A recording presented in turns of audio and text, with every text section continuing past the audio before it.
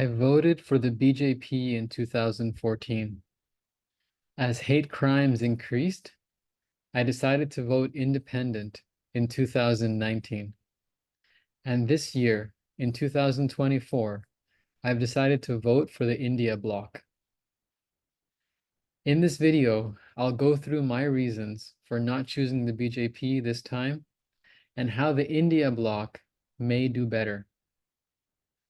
My reasons are press freedom, agriculture, othering Indians who are Muslim, LADAKH, Manipur, unemployment, wealth inequality, forest conservation, the economy, and electoral bonds. And I'll also talk about the NDA government's broken manifesto promises, including women and child development and healthcare. All the sources that I'm going to be talking about, excuse me, are in this video's description. Now, the first reason is press freedom. So press freedom has reduced drastically in the past several years. And the media is the fourth pillar of democracy. As we know, the media should be the voice of the people, holding public servants accountable for their promises and performance. In 2023, India ranked 161 out of 180 countries, the lowest ever for the country, for our country. Since 2014, at least 28 journalists have been killed and 9 are currently imprisoned. BJP has also introduced acts towards government censorship, such as Broadcasting Services Regulation Bill and the Digital Personal Data Protection Act 2023. The network of women in media in India says, this intent to control and overregulate is not in the interests of a healthy, independent media or a thriving culture of entertainment. It goes against the very foundations of media freedom in mature democracies everywhere, and will irreparably damage the free press, free speech, and creative freedom in India. So, now will the India bloc increase press freedoms? The Congress Manifesto says and recognizes that many new laws, including the Broadcasting Services Regulation Bill and Personal Data Protection Act, give unbridled powers of censorship to the government. The first named bill will be withdrawn, and the restrictive provisions of the two acts will be amended or deleted to eliminate backdoor censorship. So they have agreed to withdraw those acts or amend them so the government is not be allowed to censor people which may happen on YouTube if these bills and acts are passed. Also, India bloc leaders have at least shown respect for the press by holding live press conferences. A live press conference allows the common man's voice to reach top government leaders and ask them questions. Of course, if the media is speaking on behalf of the common man. My second reason is agriculture and farmers' welfare. The BJP has not been, well, because of their actions towards farmers and agricultural policy. That's my reason. So anyway, the BJP has been suppressing farmer protests and not agreeing to the minimum support price as recommended by the Swaminathan Commission.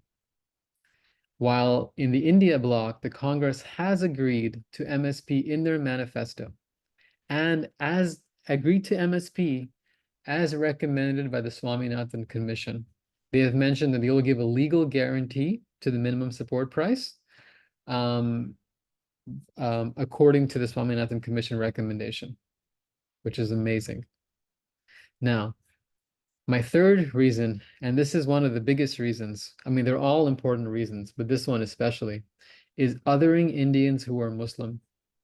Now, in the past several years, and especially during this election, Prime Minister Modi has hurt the sentiments of Muslims calling them those who have more children and infiltrators. Now, just to set the record straight, according to the National Family Health Survey, number 5, which was conducted in 2019 to 2021, the difference in fertility rate between Muslim and Hindu women was 0.42, or less than half a child.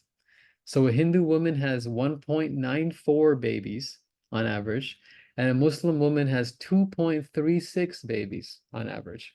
It's hardly a meaningful difference. And both those rates have been coming down drastically. Now, he's also, the Prime Minister has also repeatedly said Congress plans to give Muslims wealth and reservations, when in the Congress Manifesto, which is in the description below, the word Muslim or Islam isn't even used once. Now, constantly using Muslims to scare people of other religions is lowly, in my view. It hurts the sentiments of 200 million Indian citizens unnecessarily. Why doesn't the government campaign on their performance over the last 10 years instead of using communal messages? Dr. Ambedkar, who was central in writing the Indian Constitution, gave this quote, that bhakti, or hero worship in religion, may be a road to salvation of the soul, but in politics, bhakti is the sure road to degradation or to eventual dictatorship. Now, why the India bloc? Such othering language is not used by the Congress or the Aam Aadmi Party or other members of the India bloc that I've seen. The INC manifesto, the Congress manifesto, has dedicated sections explaining the legal entitlements and protections owed to various citizen groups that they recognize as,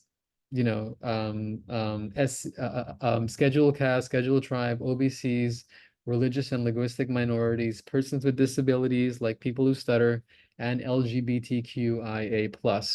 So the India bloc seems to have a much more inclusive vision for India, whereas the BJP seems to be catering to the majority and scaring them by this trope of Muslims coming after their money.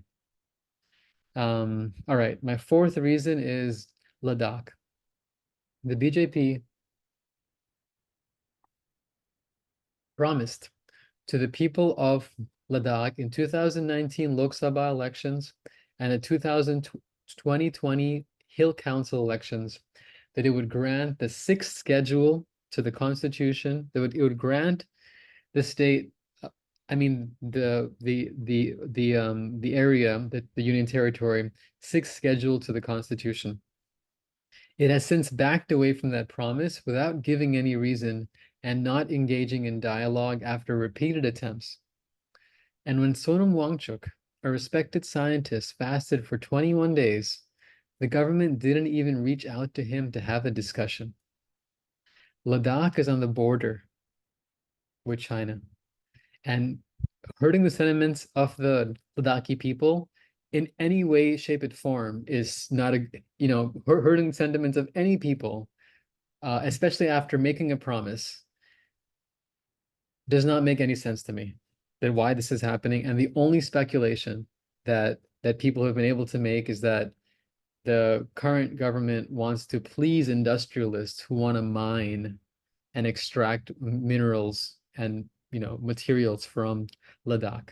And the Ladakhi people are saying, include sixth schedule, because then we're not against development. We can just decide then what kind of development we want for the state. Now, the BJP manifesto doesn't even mention Ladakh once. The India bloc, the Congressman's manifesto mentions Ladakh and says that we will immediately restore full statehood to Jammu and Kashmir, and we will amend the sixth schedule of the Constitution to include tribal areas of Ladakh, which is so the Congress is agreeing to this, to the promise that the BJP had made in 2019, 2020. Okay. My fifth reason is Manipur. Now, a lot has been said about Manipur, but it's clear that unless there is a change, both in the approach and in leadership in Manipur, and the way that it has treated the conflict, the situation will continue to fester. Now, the BJP manifesto does not mention Manipur even once. The India bloc, the Congress manifesto, addresses the issue of Manipur, and has these 2 points. They say the situation in the Congress manifesto, I quote, says the situation in Manipur has gone from bad to worse due to the callous neglect of the India government. Congress will remove the present state government forthwith and heal the wounds between the communities. We will appoint a reconciliation committee to bring about a political and administrative settlement that will be satisfactory to all the people of the state. We will also ensure appropriate compensation and redress for the victims and survivors of the conflict in Manipur. So it's fantastic that they are addressing it and making this promise in the manifesto. The next reason is unemployment. Currently, we have the highest unemployment that's been recorded for years. Compared to 2019, there is now a 16.7% rise in the unemployment rate. And the unemployment is higher in youth, with close to 42% of graduates above the age of 25 unemployed. Now, a recent report by the International Labor Organization and the Institute for Human Development revealed that 2 out of every 3 unemployed individuals was a young graduate, and they highlight the need for urgent policy intervention. Now, we'll have to see what the India Alliance does on this, and the Congress manifesto, other manifestos in the India Alliance do have clear details about what they're going to do, but clearly, whatever the BJP has been doing for the past 10 years related to unemployment and education has not been working. My next reason is wealth inequality. Currently, the rich are getting richer and the poor are getting poorer, and the wealth inequality has reached the highest level since colonialism, since India became independent. So nearly 1% of Indians garner 22% of the national income, and 1% of Indians own 44% of assets of assets in India. So 1% own 44% of the wealth of the assets. And the inequality has become very sharp in this last decade. Now, there's been a lot of talk about redistribution, that the Congress government wants to redistribute the wealth from the rich to the poor. They have not said that at all if you actually read the manifesto. And Praveen Chakravarti, who is the chairman of the All India Professionals Congress and a key member of the Congress Manifesto Committee, has said a pragmatic approach to reducing the rich and poor gap is by maximizing economic growth, minimizing unemployment, lowering the tax burden for the common person, and providing a safety net for the poor. This involves a delicate balancing act of labor market incentives, welfare safety nets, attracting investments. But this is very clear. He says, but punitive and spiteful taxation of the rich to pay the poor is not workable, wise, or welcome. India can reduce inequality by making the poor richer without having to make the rich poorer. So they're not talking, the Congress is not saying anything about wealth being taken from the rich and given to the poor. They have a very clear plan to make the poor richer, like they're saying, without making the rich poorer. And it may seem like I am focusing a lot on the Congress manifesto. The reason I'm doing that is because it's one of the major political parties in the India Alliance. And of course, I'm going to be supporting the India Alliance overall, which is much broader than just the Congress party. There's many parties involved in it. It's going to be a coalition government. So yes, please don't get fixated on what you may have heard or thought about the Congress in the past. we will look at in this analysis the UPA government's performance. So the UPA government, which was led by the Congress Party from 2004 to 2014, we will look at their performance as well on the economy and compare it with the BJP shortly. My next reason is forest conservation, forest protection.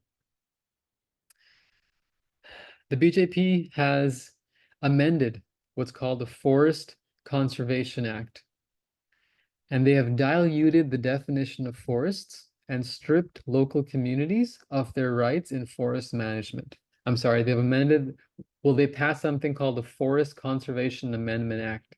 You can look this up, and the sources are on the bottom as well.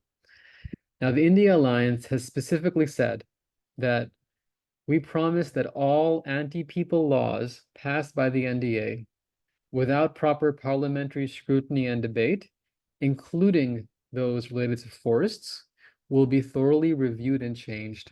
And they've also said that a national mission will be set up for the effective implementation of the Forest Rights Act 2006 through a dedicated Forest Rights Act division, separate budget and action plans. So the India Alliance is planning to reverse that amendment so the forests of India can be protected. And of course, I implore you to learn more about this issue, Forest Conservation Amendment Act. Economy. Now, while a lot of talk has been made about the NDA government's economic performance, and I don't deny that the economic performance has been decent, has been good, but we should compare the 10 years of the NDA government's economic performance and the previous 10 years of the UPA government's performance. So basically from 2004 to 2014, which was when the Congress-led UPA government was in power, the real GDP growth rate was 6.8%. So 6.9% in the first 5 years and 6.7% in the second 5 years. On average, 6.8% during the UPA's 10 years. Now, the NDA government in the first 5 years was 7.4%, and in the second 5 years was 4.4%. So on average, that was 5.9%. And some people will cite COVID, but economies all over the world, including in India, have rebounded from COVID. And you'll even see that the economy was not performing even before COVID started in 2019 and the beginning of 2020. So anyway, on average, the 10 years of the UPA government was 6.8% real GDP growth rate. And during the NDA's term, 2014, 2024, it's been 5.9%. So, fine. While we will say that the NDA government has, decent economic performance, it is unfair to say that the UPA government did not have good performance did not have good economic performance, because 6.8% growth rate is fantastic. So, yes, there's often this trope or this fear that, okay, the UPA government or the Congress government, if they come in, the economy is going to crash, the stock market is going to crash. That is entirely not true, because we have statistical data, and you can look this up, that the economy was perfectly fine during the UPA government's rule. 6.8% real GDP growth rate for every year for 10 years on average. My next reason is electoral bonds. So there's a lot of, you can Google talk about electoral bonds, but there's two key issues with electoral bonds. Of course, having a mechanism where political parties can legally receive funds from companies. Okay, fine. We can talk about crony capitalism and how companies can then influence politicians and how that's not a good idea. But if you don't want to talk about that, let's just talk about why, in this scenario, electoral bonds was a bad idea. Look, so the central government captured institutions or abused institutions like the Enforcement Directorate, the ED, the Central Bureau of Investigation, and the Income Tax Department, by basically using these institutions as ways of putting pressure on companies. And there are clear examples of when these institutions were performing raids or performing checks on certain companies, followed by which the companies would donate to the ruling government, to the BJP, and then those raids and checks would go away and they would not happen anymore. So that's something to think about. And there was also contracts and projects worth lakhs of crores were awarded on the basis of the quid pro quo of electoral bonds. Now, everything that was just said was actually, overall was a quote. I paraphrased a little bit, but it was a quote by someone named Prashant Bhushan, who's a public interest lawyer in the Supreme Court of India. And he was a member of the faction of the India Against Corruption movement, known as Team Anna, which supported Anna Hazare's campaign for the, anti-corruption movement. So anyway, a lot can be said there. But again, the India Alliance has said that they will carry out a complete investigation of the electoral bonds scam is what they're calling it, and the reckless sale of public assets. And yeah, they will deal with this. So I think there's definitely something to look into there. Now, the last reason is broken manifesto promises. So out of almost 100 representative promises in the BJP's 2019 manifesto, according to research by the Informed Voter Project, only 18 promises were kept. And those representative promises covered areas like agriculture and farmers' welfare, environment, forest and climate change, health and family welfare, human resource development, labor, personal public grievances, women and child development. Now, there's no data published to compare the UPA's 10 years versus the NDA's 10 years in terms of the election manifesto promises, because from my knowledge, no one's done the research to look at the election manifesto promises of the UPA and see how many promises they achieved. However, based on all the points I've mentioned earlier, I could safely say that the India bloc would have at least matched the NDA's government performance. So 18 promises out of 97 promises kept, which is not a great record, but I could say that the India bloc would probably meet that or surpass it. So thank you for joining me. I implore you to make an informed decision when you vote. And again, please see the description below for sources. Thank you.